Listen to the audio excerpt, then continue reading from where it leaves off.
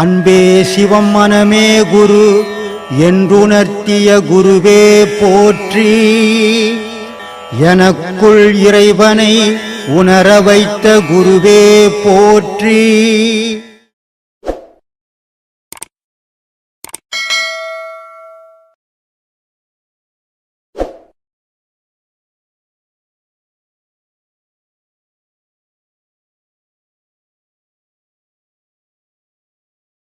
இந்த இளமையில் யார் ஒரு குழந்தைங்கள இந்த தெய்வ பக்தியில் இட்டுன்னு போகிறாங்களோ அந்த குழந்தைங்க வாழ்க்கையில் கெடாது, எந்த கெட்ட பழக்கத்துக்கும் அடிமையாகாதுங்க.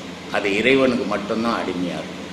இது ஒவ்வொரு தாய் தகப்பனும் இதை மாதிரியான பிள்ளைங்களை கொண்டு போகணும். ஆனால் பணமே பிள்ளையை பெற்றுட்டோம், நமக்கு பணம் சம்பாதிச்சு கொடுக்கணும், பணமே வாழ்க்கையை அந்த பிள்ளையை பயன்படுத்தும் போது அதுக்கு உண்மையான பாசமே இல்லாமல் மாறி போகுது. அதனால தான் இன்றைக்கி தாய் தகப்பனெல்லாம் ரொம்ப வேதனைப்படுறதுக்கு காரணமே அதனால தான். பணம் பணம் பணம் பணம் இருந்து என்ன பண்ண போகிற? பாசம் இல்லாத பணம் வந்து நீ தனித்து வாழ முடியுமா? உன்னால் வாழ முடியாது. பாசத்தை வளர்க்க கற்றுக்கோ, அந்த பிள்ளைங்களுக்கு நல்ல வழி காட்ட கற்றுக்கோ, அறிவு வளர்ச்சிக்கு வழி சொல்லு. அதை விட்டுட்டு பண ஆசைக்கு வழி சொன்னீங்கன்னா பசங்களும் கெட்டு போடுவாங்க, நீங்களும் கெட்டு போடுவீங்க. அதனால் வாழ்க்கையில் தெய்வம் முக்கியம். தெய்வம் இல்லைன்னா மனிதன் இல்லை, மனிதன் இல்லைன்னா தெய்வமும் இல்லை. அதனால் இது ரெண்டு பொருளும் உலகத்தில் முக்கியமான பொருள். அதனால தான் உங்களை தேடுங்க உங்களை தேடுங்கன்னு சொல்கிறேன் நான். இது எந்த மதத்திலையும் சொல்ல மாட்டாங்க இந்த கடவுளை பற்றி அந்த கடவுளை பற்றி. கடவுள் சுகமாகுது. கடவுளுக்கு என்ன கஷ்டம்? சாப்பிடுவா போது அது இல்லை பணமாக ஓணும் அதுக்கு. அது நினச்சா எது ஒன்றாலும் நடக்கும், அதுக்கு ஒரு கஷ்டமும் இல்லை. ஆனால் மனுஷனுடைய மனசில் ஒவ்வொருத்தனுடைய மனசுலையும் 1000 பிரச்சனைகள் இருக்குது. அவன் மன நிம்மதி இல்லாமல் அலையிறான். அப்போது தெய்வத்தை பற்றி பேசுறது பாதி பேசுங்க, மனுஷனை பற்றி பேசுறத பாதி பேசுங்க. கடவுளை பற்றியே பேசி ஒன்றும் ஆக போகிறதில்ல. இந்த கடவுளை பேசியே கெட்டதால் என்ன ஆகி போச்சுன்னா மனுஷன் வெறி பிடிச்சி போய் தெரியுறான். மத வெறி பிடிச்சதுன்னா கடவுள் தெரியாது, கடவுள் வெறி பிடிச்சதுன்னா மதம் தெரியாது. ஜாதி மதம் கிடையாது கடவுளுக்கு, எந்த இனம் கிடையாது. என் மதம்ன்றோம் உன் மதம்ன்றோம். உலகத்தில் 1000 மதம், உலகத்தில் 1000 ஜாதி, உலகத்தில் 1000 மொழி. ஆனால் கடவுள் எந்த மொழி பேசுகிறார்? கடவுள் எந்த ஜாதியை சேர்ந்தவர்? கடவுள் எந்த மதத்தை சார்ந்தவர்? எவனாலேயாவது சொல்ல முடியுமா? சொல்லவே முடியாது. ஏன்னா ஜாதி மதத்தை கடந்து நின்றவன் தான் கடவுள். அதனால் இதையெல்லாம் மறந்து உண்மையான கடவுள் வழிபாட்டில் பயணம் பண்ணுங்க. அது உங்களுக்கும் நல்லது, கடவுளுக்கும் கடவுளுடைய அனுகிரகமும் உங்களுக்கு கிடைக்கும். ஆத்மான சாமி இப்போ கோவிலுக்கு போகிறாங்க, அந்த கோயிலில் சாமி கும்பிட்டு வந்தோடனே ஒரு 5 நிமிஷம் இன்பம் கிடைக்குது, அனுபவிச்சிடுறாங்க. அப்புறம் வேலைக்கு போகிறாங்க, சம்பளம் வர வாங்கி அந்த சம்பளத்தை ஒரு கொஞ்ச நாள் தான், திரும்பி பார்த்தா காசு எங்கே போச்சுன்னு தெரியாது. அந்த இன்பம் கொஞ்ச நாள் தான் வச்சு அனுபவிச்சிடுறாங்க. நிரந்தரமாக இன்பமாக அனுபவிக்கிறது என்ன பண்ணணும்? என்ன சாமி இது? உலக வாழ்க்கையில் சந்தோஷமாக இருந்தவனும் கிடையாது, கவலைப்பட்டு செத்தவங்களும் கிடையாது.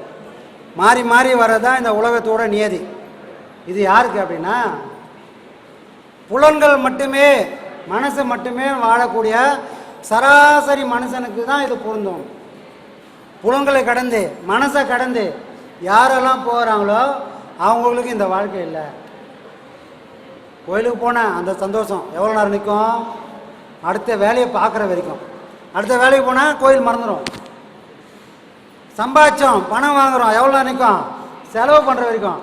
செலவு பண்ணி முடிச்சதுக்கப்புறம் திரும்ப அங்கே போய்டும் மனசு.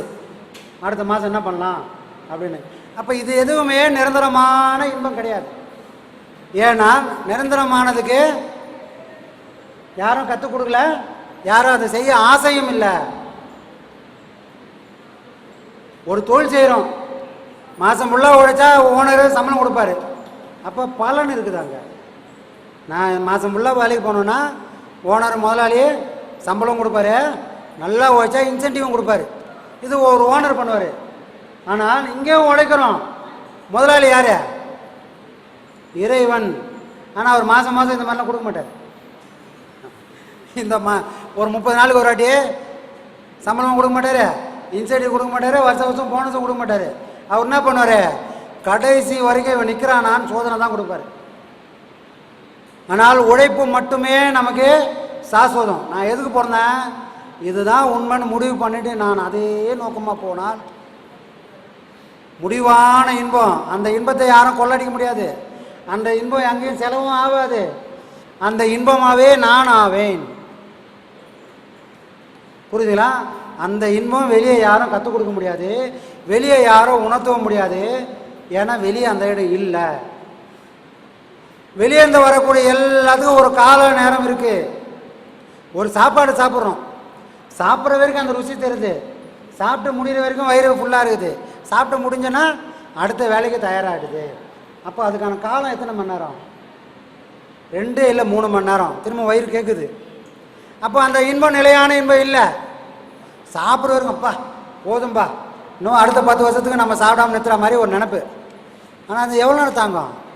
2 மணி நேரம் இல்லை 3 மணி நேரம். திரும்ப அந்த வயிறு கேட்கும். அப்போ இது நிலையான இன்பம் இல்லை. கணவனும் மனைவும் சேர்றோம், அது நிலையான இன்பம். அதுவும் நிலையான இன்பம் இல்லை. எல்லாம் கன நேரம் மறைஞ்சுது. ஆனால் இன்பம் தான். அந்த இன்பம் எந்த இன்பத்தை காட்டுது அப்படின்னா, இங்கே காணக்கூடிய 2 உடலோடு இருக்கக்கூடிய இன்பம் சிற்றின்பம். ஆனால் 2 உடல் இல்லாமல் இந்த ஒரு உடலுக்குள்ள 2 விதமான செயல் புரிஞ்சால் அது பேரின்பம். அங்கே 2 பேர் சேர்ந்து என்ன இன்பம் அனுபவிச்சோமோ அது இந்த ஒரே உடம்புல அனுபவிப்போம். அந்த இன்பம் நம்மளை விட்டு விலகாத இன்பமாகும். அதுக்கு பேரின்பம். அங்கே இன்னொரு உடம்பு தேவையில்லைங்க, இந்த ஒரு உடம்பே போதும். அங்கே என்ன நடக்கும்? உள்ளுக்குள்ள ஒரு ஆணும் இருக்கிறாங்க, ஒரு பெண்ணும் இருக்கிறாங்க. யார் ஆணு யார் பெண்? யார் சாமி யார் யார் பெண்ணு? இப்போ நான் ஆணு, உள்ள யார் பெண்ணாக இருக்கிறா? இருட்டறை மூலையில் இருந்த கண்ணி.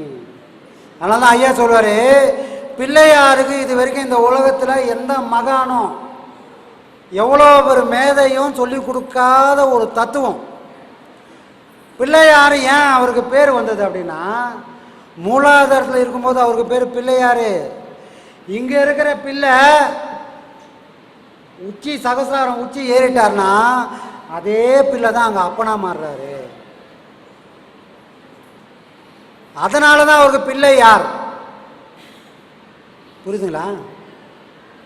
பிள்ளையாரும் சும்மா பேர் வச்சில்ல, இங்கே பிள்ளையா இருந்தவர் தான் அங்கே அப்பனா மாறுறாரு. இங்கே பிள்ளையா இருந்தால் காலத்துக்கும் அவரு அங்கே கூடனா தான் இருப்பார். இங்கேருந்து சப்ளை போகணும். யார் போகிறது அப்படின்னா, இந்த புள்ள கூடவே அம்மா இருக்கிறா. இந்த அம்மா எல்லா சக்தியும் அந்த அம்மா கிட்ட தான் இருக்குது. ஆனால் யார் வழிகாட்டணும் அப்படின்னா, புள்ள வழிகாட்டி போகணும். அம்மா வாங்கம்மா, அப்பா வந்து கண்ணு தெரியாமல் இருக்கிற மேலே. இந்த அம்மாவை கொண்டு போய் அங்கே சேர்க்க எந்த பிள்ளைக்கு தெரிதோ அவன் தான் ஈஸ்வரனாக மாறுறான். அப்போ இங்கே பிள்ளையார் இருந்தவன் அவன் விக்னேஸ்வரனாக மாறுறான். ஈஸ்வரன் தனியாக இருக்கிறான், இங்கே விக்னேஸ்வரனாக இருக்கிறான். இந்த புள்ள அங்கே போனால் அவனுக்கு பேர் விக்னேஸ்வரன். யாரோட வினையை தீக்கிறது? அவர் விக்னேஸ்வரன் இருக்கிறாரு. விக்னேஸ்வரன்னா வினையை தீர்க்கக்கூடியவன். கீழே இருக்கும்போது அவனால் தீர்க்க முடியாது. அவனே மேலே போனால் விக்னேஸ்வரன் அம்மா யாரோட வினையை தீர்க்க போகிறான்? ஊரில் இருக்கிற வினையை தீர்க்க போகிறான், ஏன் வினையை தீர்க்க போகிறான்? அவர் யாராக மாறணும்? பிள்ளையா இருந்தவன் அப்பனா மாறணும். அப்படி போனால் ஞானம். இந்த அம்மா அங்கே போகணும், அதை சேர்க்கக்கூடிய வழி தெரிஞ்சிருக்கணும். அந்த இன்பம் ஒன்று வரும். அதுதான் உள்ள படம் போட்டு காட்டியிருக்கோம். ஐயா நிறைய விஷயங்களை சூட்சமாக சொல்லிட்டாரு. ஆனால் நாங்கள் முடிஞ்ச அளவுக்கு படமாக போட்டு காமிச்சிருக்கிறோம். இந்த படத்தில் ஒரு படம், இப்போ நாம் சொல்லக்கூடிய ஒரு படம் ஞானம்னா எப்படி இருக்கும்பா அப்படின்றது உள்ள ஒரு படம். அது எத்தனை பேர் பார்த்தவங்களுக்கு புரிஞ்சுதோ தெரியாது, பெரும்பாலும் அது புரியாமல் கூட இருக்கலாம். ஆனால் அங்கே உள்ள ஒரு படம் இருக்குது. நீங்களும் இந்த புலனு மனசை எல்லாத்தையும் விலக்கி விலக்கி விலக்கி வச்சுட்டு தான் யார் சுயம் எது இன்னும் நீங்கள் உள்ளுக்குள்ளே உணர உணர உணர ஒரே ஒரு பொருள் மிச்சமாக நிற்கும். தேன் கூட்டில் மொத்தமாக தேனாக நிற்கிற மாதிரி நமக்கு உள்ளுக்குள்ளே அப்படி ஒரு இடம் இருக்குது. தேனை அறிஞ்சால் எப்படி தேன் சொட்டுமோ அப்படி ஒரு இடம் அங்கே உள்ளே இருக்குது. ஆனாலும் அதை தேடி கண்டுபிடிச்சி அடிக்கக்கூடிய சாமர்த்தியம் நமக்கு வேணும். அப்படி இருந்தால் அங்கே அமிர்தம் சுரக்கும். அந்த அமிர்தம் சுரந்ததுக்கப்புறம் இங்கே 2 உருவம் சேர்ந்து எந்த இன்பத்தை அனுபவிச்சதோ அந்த இன்பம் 2 உருவம் சேராமலே அனுபவம் வரும். அது எப்பவுமே நிலச்சிருக்கும் இந்த கூடும் உடம்புக்குள்ள. அது ஞானம். அந்த இன்பம் யாராலையும் கொள்ளவடிக்க முடியாது.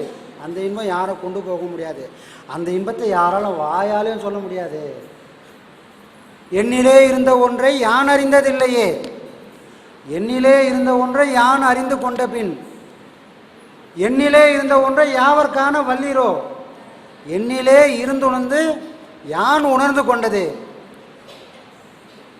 வேற ஆளே கிடையாதுப்பா சாமி, இதில் நானே தான் உணரணும். அப்படி போய் நிலையா நின்னால் அந்த ஞானம், அந்த இன்பம், அதுதான் இன்பம், அதுதான் நிலையான பேரின்பம்.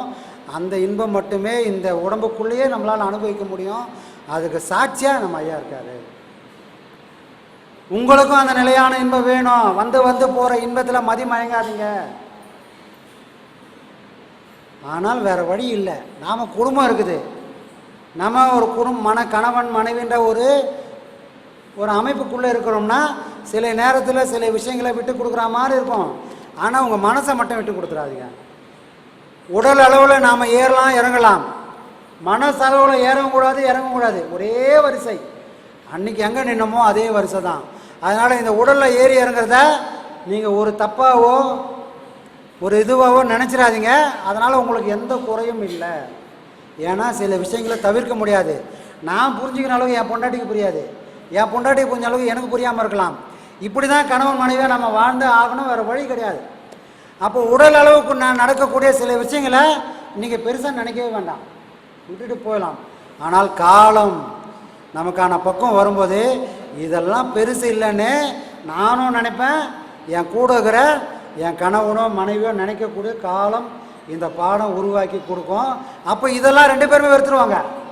ஏப்பா நீ போப்பா, நீ பண்ணுறது தான் உண்மைன்னு அவரும் சொல்லுவாங்க, இவங்களும் சொல்லுவாங்க. அது வரைக்கும் எதுவும் தப்பு இல்லை. அதுக்கான வருத்தம், ஏன்னா நிறைய பேர் மனசில் இது ஒரு உறுத்தலாக இருக்கலாம். அதுக்காக நான் சில விஷயங்களை மறைச்சி சொல்கிறேன், இதை புரிஞ்சுக்குங்க, சரிங்களா? எதுவும் தப்பு இல்லை. நாம் பண்ணக்கூடிய அந்த பாடங்களை சீராக பண்ண இந்த ஏற்ற இறக்கம் ஒன்றுமே ஆகாது. நாம் எங்கே போவோமோ அங்கே போய் சேர்ந்துருவோம். அந்த கவலை உங்களுக்கு வேண்டாம், சரிங்களா? உணர்ந்தவங்க உணர்ந்துக்குங்க.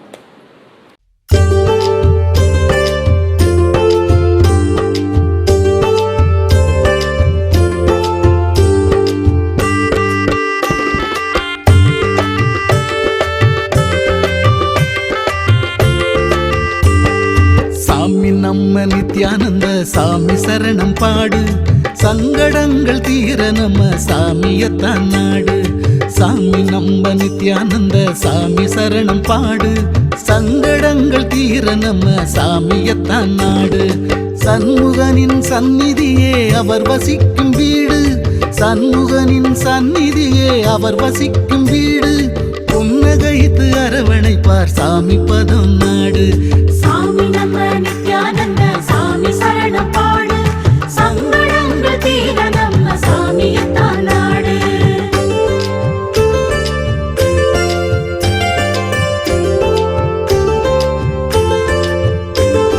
புனித ஸ்தலம் 1000 பூமியிலே உண்டு, போலி வாக்க வந்து விட்டா எல்லா பலனும் உண்டு. புனித ஸ்தலம் 1000 பூமியிலே உண்டு, போலி வாக்கு வந்து விட்டா எல்லா பலனும் உண்டு. பிரம்மஸ்ரீயாம் நித்யானந்தர் திருமுகத்தை கண்டு, பிரம்மஸ்ரீயாம் நித்யானந்தர் திருமுகத்தை கண்டு தரிசித்து ஆசி பெற நடப்பதெல்லாம் நன்று. சாமி நம்ம நித்யானந்த சாமி சரணம் பாடு, சங்கடங்கள் தீர நம்ம சாமியத்தான் நாடு.